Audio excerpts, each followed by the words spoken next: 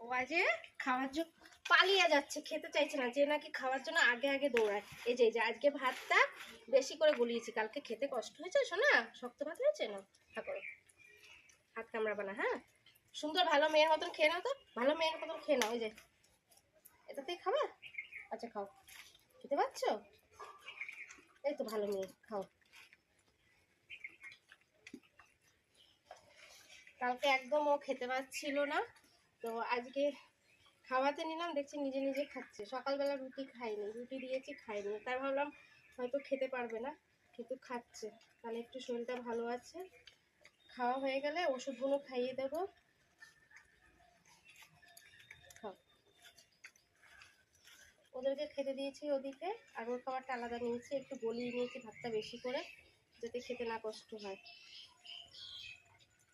খাও, আমি ওষুধ নিয়ে আসি।